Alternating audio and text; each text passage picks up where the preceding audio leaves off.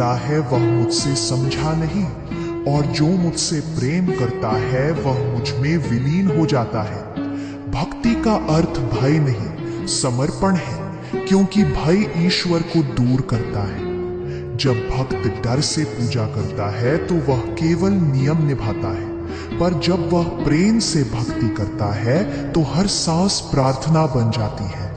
कृष्ण कहते हैं, मैं उन हृदयों में नहीं रहता जो मुझसे डरते हैं, मैं उन आत्माओं में वास करता हूं जो मुझसे प्रेम करते हैं। प्रेम भक्ति को जीवंत करता है, डर मन को बांधता है, पर प्रेम आत्मा को मुक्त करता है। सच्ची भक्ति तब शुरू होती है जब मन भय से नहीं प्रेम से झुकता है, जब आंसू डर से नहीं आनंद से बहते हैं, जब भक्ति का आधार नियम नहीं बल्कि राधा जैसा समर्पण बन जाता है। कृष्ण कहते हैं, भय से नहीं प्रेम से आओ, तभी मैं तुम्हारे भीतर प्रकट होऊंगा। जो पाना चाहता है वह संसार से बंधता है, और जो छोड़ना सीख जाता है वह स्वयं मुझ में विलीन हो जाता है। त्याग का अर्थ सब कुछ खो देना नहीं, बल्कि उस आसक्ति को छोड़ देना है जो आत्मा को जकड़ती है, क्योंकि जो चीज तुम्हें बांधती है वही तुम्हारा कारागार है। कृष्ण अर्जुन से भी यही कहते हैं, कर्म कर पर फल का त्याग कर। यही वो सूत्र है जो मनुष्य को मुक्त करता है। त्याग कठिन लगता है क्योंकि मन स्वामित्व चाहता है, पर जब मन समझता है कि कुछ भी स्थायी नहीं तो वही त्याग आनंद में बदल जाता है।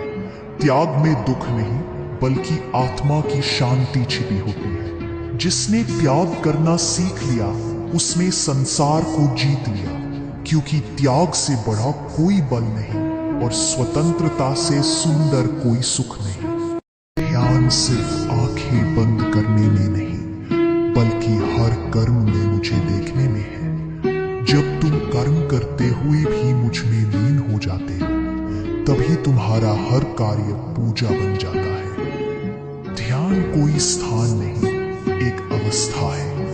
यह तब जन्म लेता है जब मन भक्ति में स्थिर हो जाए और कर्म पूजा बन जाए। कृष्ण कहते हैं, जिसने अपने कर्म को मुझ में अर्पित किया वह चाहे खेत जोते या युद्ध लड़े, वह सदा ध्यान में ही है, क्योंकि ध्यान का अर्थ भागना नहीं, जुड़ना है हर कार्य में, हर व्यक्ति में, हर क्षण में ईश्वर की उपस्थिति महसूस करना। जब कर्म निष्काम होता है तब मन निर्मल होता है और वहीं से सच्चा ध्यान शुरू होता है। ध्यान कोई पल नहीं, एक जीवन शैली है। जहां हर कर्म कृष्ण को समर्पित हो जाए वहां कोई साधना अधूरी नहीं रहती। कृष्ण कहते हैं, जब तू काम करते हुए भी मुझे याद रखेगा तब तेरा जीवन ही ध्यान बन जाएगा।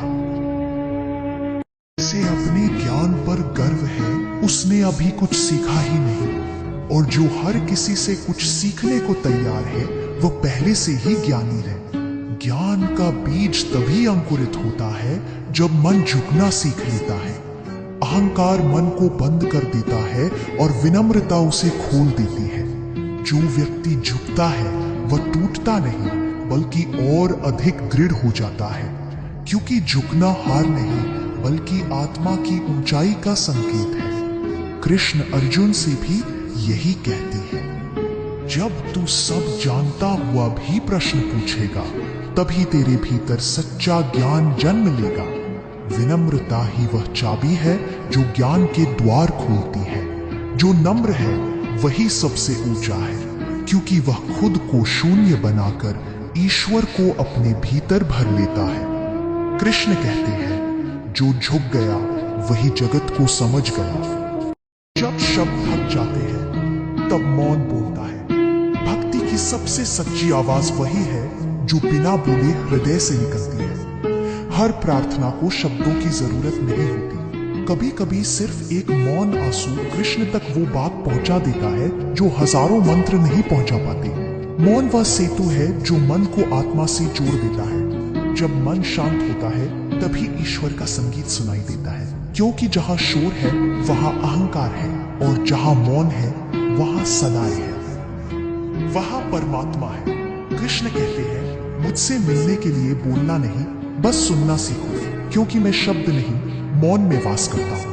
जो मौन में डूब गया वह भक्ति के सागर में उतर गया। वही समझ गया कि सच्चा संवाद वाणी से नहीं, समर्पण से होता है। क्योंकि भक्ति का चरम तब आता है जब भक्त मौन होकर भी ईश्वर से बात करता है और ईश्वर बिना बोले उत्तर देता है। जिस प्रेम में पकड़ है वह भय है, जिस प्रेम में छोड़ने की क्षमता है वही सच्चा प्रेम है। क्योंकि प्रेम का अर्थ किसी को बांधना नहीं, बल्कि उसकी स्वतंत्रता में आनंद पाना है। राधा ने कभी कृष्ण को अपना नहीं कहा, फिर भी संसार में कोई ऐसा नहीं जो राधा से अधिक कृष्ण के निकट हो। क्योंकि प्रेम शरीर से नहीं, आत्मा से जुड़ता है। जहां स्वामित्व खत्म होता है वहां ईश्वर जन्म लेता है।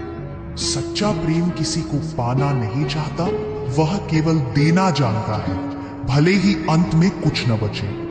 क्योंकि प्रेम जब तक अपेक्षा में है तब तक अपूर्ण है। जब वह त्याग में बदल जाता है तब वह स्वयं कृष्ण बन जाता है।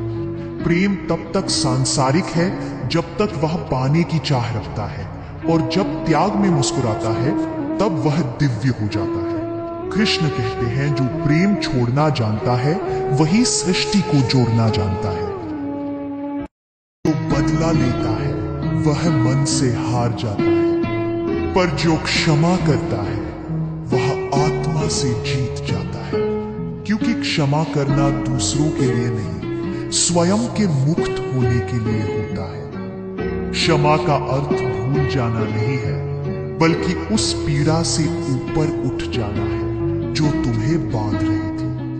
जब तुम किसी को क्षमा करते हो तब तुम वास्तव में अपने ही हृदय की कैद खोलते हो। कभी कभी क्षमा देना कठिन लगता है, पर वही क्षण आत्मा की सबसे बड़ी जीत बनता है।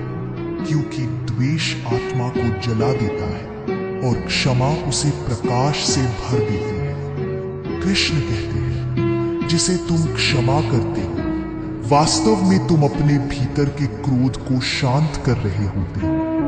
क्षमा करना कमजोरी नहीं, यह उस आत्मा की पहचान है जिसने खुद को जान लिया है। कृष्ण कहते हैं, जिसने क्षमा करना सीख लिया उसने स्वयं को मुक्त कर लिया। कृष्ण कहते हैं, मुझ तक पहुंचने का सबसे सच्चा मार्ग मंदिर की सीढ़ियों से नहीं, बल्कि तुम्हारे कर्मों से होकर जाता है। क्योंकि जिसने अपना कर्तव्य निभा लिया उसने सबसे बड़ी पूजा कर ली।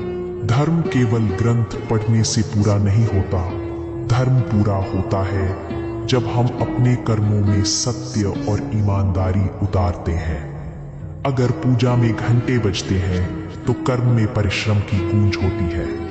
अगर मंदिर में दीपक जलता है तो कर्म में त्याग और सेवा का प्रकाश जलता है। याद रखो, जो इंसान अपने कर्म से परिवार, समाज और राष्ट्र को ऊंचा उठाता है उससे बड़ा धर्मात्मा कोई नहीं।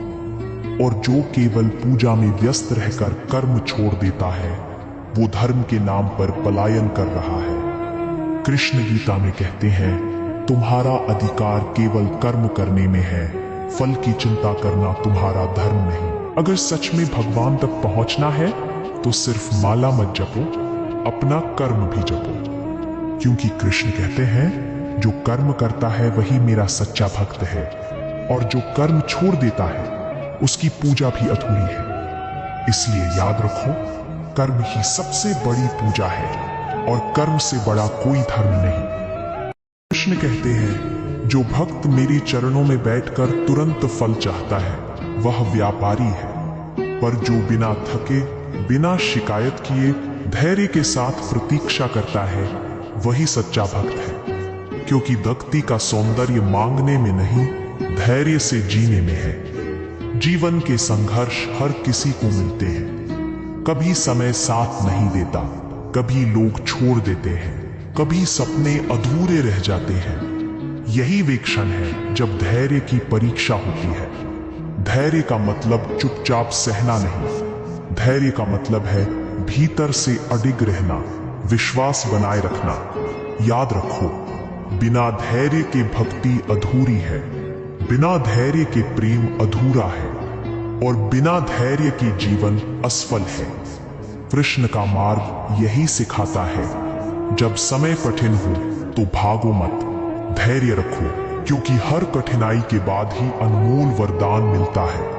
अगर सच में कृष्ण के भक्त बनना चाहते हो तो सिर्फ नाम मत जपो, धैर्य भी जपो, क्योंकि कृष्ण कहते हैं भक्ति का सबसे बड़ा माला वही है जिसमें हर मन का धैर्य का हो। इसलिए याद रखो, सफलता जल्दी मिलने से बड़ी नहीं होती, सफलता धैर्य से मिलने पर ही दिव्य बनती है। कृष्ण कहते हैं, अगर जिसे तुमने सच में प्यार किया और उसने तुम्हारा साथ छोड़ दिया तो यह तुम्हारी हार नहीं, यह तुम्हारी आत्मा का जागरण है। क्योंकि असली प्रेम कभी खोता नहीं, असली प्रेम तो आत्मा को ऊंचा उठाने के लिए आता है।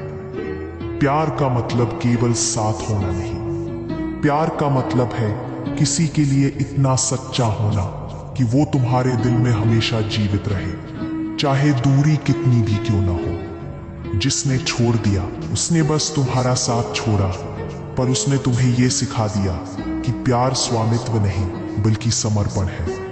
अगर प्रेम छोड़ने से टूट जाए तो समझो वो व्यापार था, और अगर प्रेम छोड़ने के बाद भी भीतर रोशनी जगाता रहे तो समझो वही सच्चा प्रेम था।